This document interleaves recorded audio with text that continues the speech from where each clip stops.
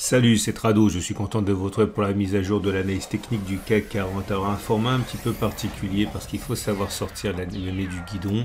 J'aurais pu vous proposer un backtest habituel comme j'en fais quasiment tous les jours depuis des années et des années.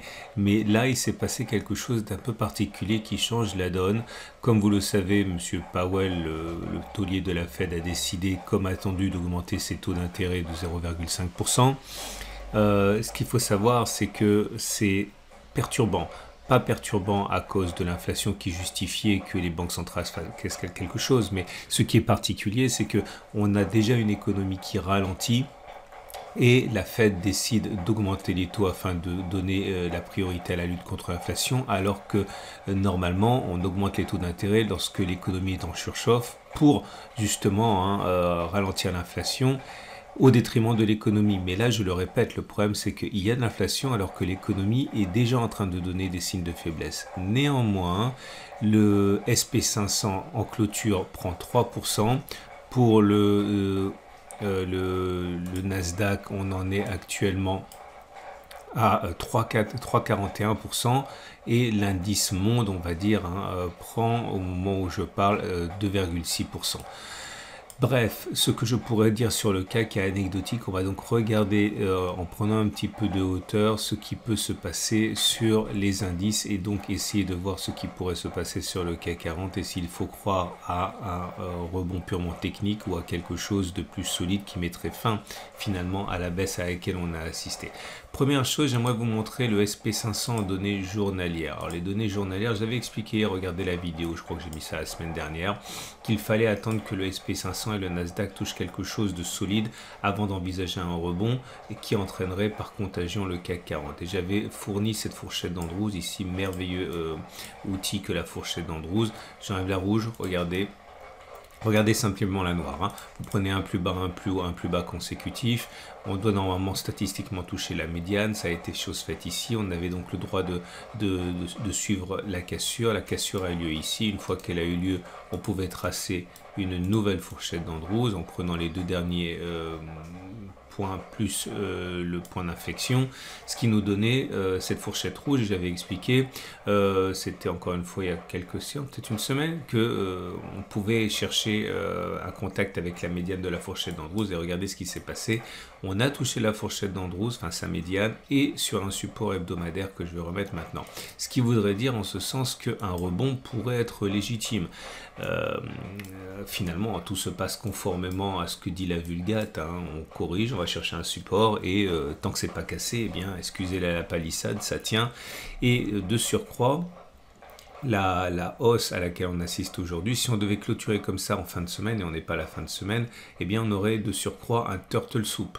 Un turtle soup, c'est-à-dire, vous connaissez si vous êtes des habitués de mon format, un plus bas de 20 séances, de 20 bougies, pardon, mais qui nous permet néanmoins de clôturer au-dessus du précédent plus bas. Bref, n'oubliez pas de vous reporter aux exercices du pack Total Trados si vous voulez vous familiariser avec la fourchette d'Andrews et le turtle soup. Je suis en train de vous dire ici qu'un rebond vers les sommets n'aurait absolument rien de délirant au regard de ce à quoi on est en train d'assister. Okay, le bas blesse du côté du Nasdaq et c'est ça qui me perturbe un petit peu. Le Nasdaq a connu une baisse vraiment apocalyptique depuis les plus hauts de novembre 2021. On a baissé jusqu'à 25%. Imaginez-vous, le Nasdaq, c'est quand même pas un marché émergent, qui perd un quart de sa valeur en l'espace d'une poignée de mois.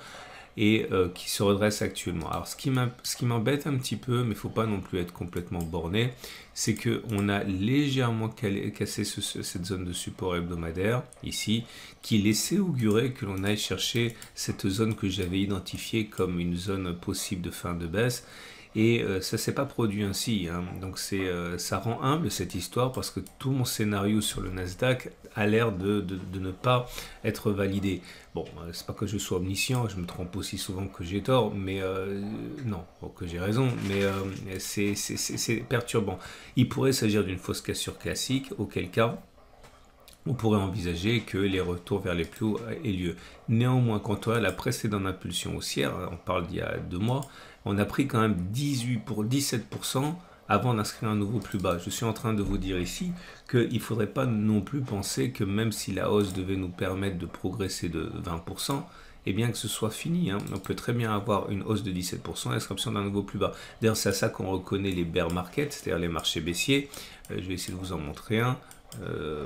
C'est que justement, on a des rebonds techniques violents, alors même que l'on fait des plus bas derrière. Regardez ici, hein, on a eu un rebond technique de 22% avant d'inscrire un nouveau plus bas, c'était en 2008.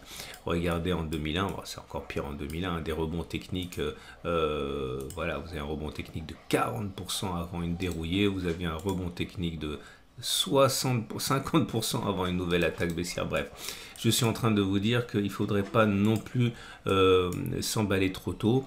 Mais si sur le SP 500 ça a l'air pas mal, sur le Nasdaq c'est plus perturbant. On va maintenant revenir sur les données du CAC 40. Alors je fais un bilan, hein, ok. On peut avoir un rebond technique, mais j'ai du mal pour l'instant à y croire tant qu'on n'aura pas cassé la résistance qui a été fatale la dernière fois. Donc, si on regarde les données journalières sur le CAC 40, bon, rapidement les données hebdomadaires et mensuelles, oui, on est sur un support. Regardez les données mensuelles ici, sur le CAC 40, ça n'aurait rien de délirant d'assister à une fin de baisse, hein, puisque j'ai déjà identifié avec vous, hein, le support mensuel, le support trimestriel qui ont été préservés. Donc il n'y a pas de raison de voir autre chose qu'une fin de baisse. On revient sur les données journalières et on essaie de faire la synthèse de tout ça. Donc le CAC 40, on l'a déjà dit hier, est sur un endroit clé, hein, puisque nous sommes sur un support mensuel, sur un bas de canal descendant. Un rebond technique à partir des niveaux actuels n'a absolument rien de délirant, ni d'improbable, hein, surtout qu'on a vu que sur les données plus lointaines, on est également sur des supports. À partir de là, un retour sur la résistance hebdomadaire des 66,50, 67,60 est envisageable si le rebond perdure, tout comme un test sur le haut de ce canal, niveau à partir duquel les baissiers pourraient se déchaîner à nouveau.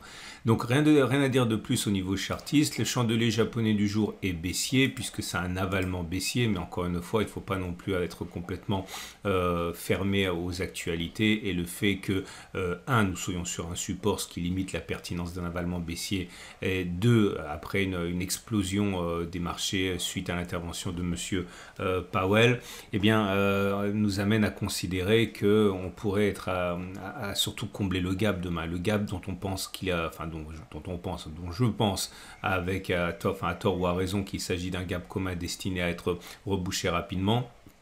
La bougie Aiki-Nashi, là encore une fois, j'ai pas trop envie de vous donner de faux espoirs, mais il y a une bougie qui est en train de s'inverser. C'est une bougie d'hésitation, c'est pas une bougie baissière, et ça risque de trouver son épilogue demain avec une séance éventuellement verte qui donnerait une bougie haussière Aiki-Nashi. On a également les éléments techniques, mais là c'est pareil, encore une fois, on est dans une zone de congestion, donc il faut toujours se méfier des messages délivrés par les chandeliers japonais et les indicateurs techniques lorsque l'on est en période de latéralisation, comme c'est le cas actuellement, ou de congestion, en l'occurrence ici dans un canal baissier. L'alpha et l'oméga, c'est le chartisme dans ces configurations. Bref, ça s'entrelace, c'est plutôt baissier, mais à relativiser, on l'a dit 3 fois. Et je ne regarderai même pas les autres indicateurs techniques tant ils sont contradictoires. Je le répète, surveillez surtout la borne haute, la borne basse du canal et des résistances et supports horizontaux, hein. Alors, maintenant, que fait-on? Parce que finalement, j'ai deux choses à dire. La première des choses, c'est que si on regarde les achats, les achats sont envisageables. Ils étaient plus envisageables hier où on était sur cette zone de support mensuel. Demain, on va rebondir. On devrait normalement être entre deux eaux. Donc, c'est compliqué parce que si vous achetez maintenant et que vous mettez un stop une résistance ici comme objectif, vous voyez bien que le ratio gain-risque n'y est pas. Vous avez un stop de protection à 4,5 et les difficultés des 2%. C'était ici qu'il fallait prendre le short, hein, avec un stop de protection éventuellement à 2% et un objectif à 3,8 voire 5%. C'était le moment où il fallait éventuellement rentrer à l'achat. Si vous voulez spéculer à la baisse, moi je pense que ce que vont faire beaucoup, c'est anticiper un nouvel échec en haut. Donc stop de protection au-dessus des précédents sommets, 2,16, objectif à 2,8, 4,7%. Mais c'est toujours pareil, c'est quand on est en haut qu'on pense que ça ne peut pas descendre et quand on est en bas qu'on pense qu'on va descendre. Et donc à partir de là, les gens ont tendance à trader contre les supports et les résistances alors qu'il faudrait les respecter. C'est toujours toujours la grande difficulté quand on débute. Alors, si on, à titre personnel, encore une fois, il ne s'agit pas de parler pour parler, vous savez très bien, j'ai acheté ici, ok, non, j'ai acheté ici, pardon, et j'ai acheté ici. Donc pour l'instant, je suis négatif sur le trade de moyen terme qui consiste à ajouter des tiers petit à petit. Ma dernière position est là, mon stop de protection en dessous, avec pour objectif d'aller tout là-haut. Donc pour l'instant, je suis un peu moribond. Enfin non, je suis à l'équilibre, c'est pas vrai, mais mon stop de protection est assez éloigné. Je ne peux pas refaire la genèse du trade, il faut que vous regardiez les précédentes analyses, mais j'ai aucune certitude. C'est pour ça également que j'ai pris je me suis appuyé sur ce qui était le plus plausible à mon avis, celui d'un grand trading range, et j'ai construit mon trade de moyen terme à cette occasion en prenant appui sur ça. Alors comment articuler maintenant tout ce que j'ai dit avant et maintenant? L'idée c'est d'avoir une analyse technique de moyen long terme. Une fois que vous avez un scénario de moyen long terme, il peut s'agir d'une hausse ou d'une baisse, et bien vous articulez ça avec les signaux que vous pourriez avoir à plus court terme. Si vous avez un scénario haussier, ok, de moyen terme, vous pensez que tout va aller bien maintenant que M. Powell est intervenu, vous pouvez viser un signal haussier qui apparaîtrait avec pour objectif les plus hauts, ici à 13%. Même si vous mettez un stop de protection en dessous, pas comme moi, de cette zone ici des 10%, vous avez un ratio gain supérieur à 1 et vous pouvez acheter.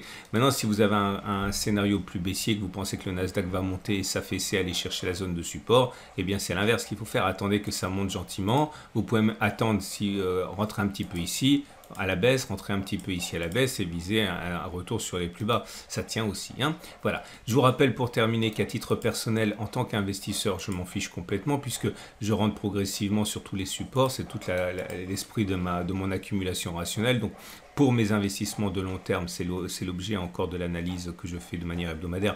À titre personnel, j'ai acheté ici, j'ai acheté là, j'ai acheté là. Ah oui, j'ai oublié de vous montrer l'indice monde. Donc si je prends l'indice monde, voilà où on est sur un support également. Donc moi, tous les supports de moyen terme, je les achète. Donc ce qui va se passer actuellement, je m'en fiche complètement et j'essaie même pas de savoir. J'ai acheté sur cette zone-là l'indice monde, le Nasdaq, enfin non pardon, le SP500, je l'ai acheté, mais il n'y a pas de miracle, hein, c'est d'une simplicité. J'ai acheté ici, ma zone prochaine était là si on y va. Pour le Nasdaq, j'ai accompagné également la baisse en achetant, la dernière fois c'était sur les 13 000, 13 400, advienne que pourra, mais encore une fois l'avantage d'investissement de long terme avec la méthode d'accumulation rationnelle, eh bien c'est qu'on n'a pas à réfléchir, on fait ce qui a fonctionné depuis quasiment tout le temps et on espère qu'il se passera encore la même chose. Voilà, je vous rappelle que si vous voulez investir comme moi petit à petit, il faut des coûts qui sont compétitifs, il faut une offre de tracker qui est compétitif et que j'ai un partenaire qui est Trade Republic. Vous avez un lien juste en dessous de la vidéo pour aller consulter leur offre, mais pour moi je pense que c'est vraiment une offre qui est très intéressante. Voilà, j'en ai terminé, vous savez ce que je fais, maintenant à vous d'avoir une conviction, de vous appuyer sur l'analyse technique de moyen long terme et d'optimiser pour le court terme. Je vous dis à demain pour la mise à jour.